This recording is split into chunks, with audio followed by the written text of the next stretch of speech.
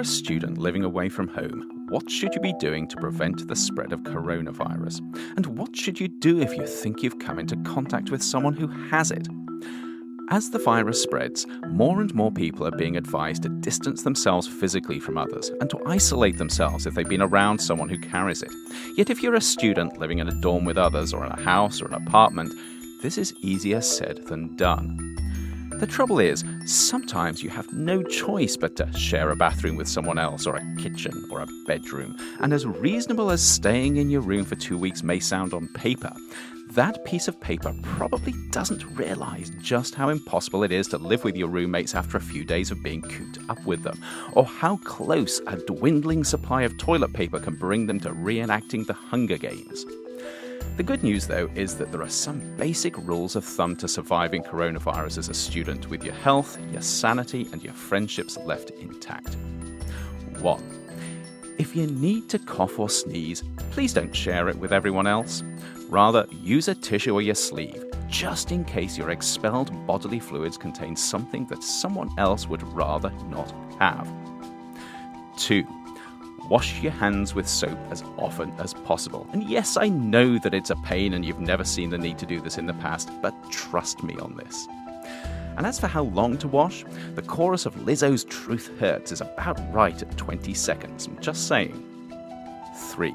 You really don't need to wear a mask. But if you insist, remember that masks are better for stopping you infecting others than preventing them from infecting you. And unless you're wearing an approved respirator that's been properly fit tested, the chances are that it's not going to protect you anyway. Sorry. 4.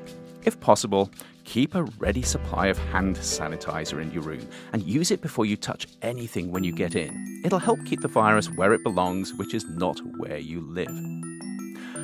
5.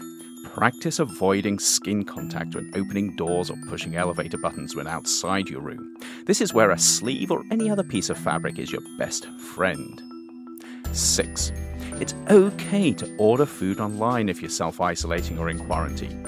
If you can't, though, buzz the person delivering the food up and ask them to leave it outside your door. Or if you're in a dorm, ask a friend to pick it up from the delivery person and leave it by your door. 7. Regularly disinfect surfaces that may have become contaminated, but make sure you use EPA-approved wipes and sprays that are good for tackling coronavirus. Clorox wipes are a pretty safe bet here. And 8. If you think you have COVID-19, which is the disease that's associated with novel coronavirus, or you might have been exposed and you're not feeling so good, do get yourself checked out. But please call ahead before your visit to your healthcare provider so you're not hanging around and potentially infecting others. And only think about going to the emergency room if you're really sick with a fever, a cough, and trouble breathing. Otherwise, you could be making it harder for people who are worse off than you to get treated.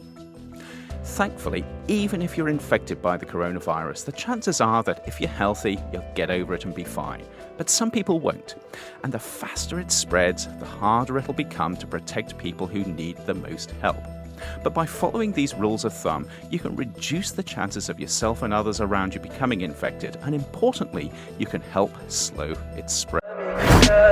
Tell me pretty lies, look me in the face, tell me that you love me, even if it's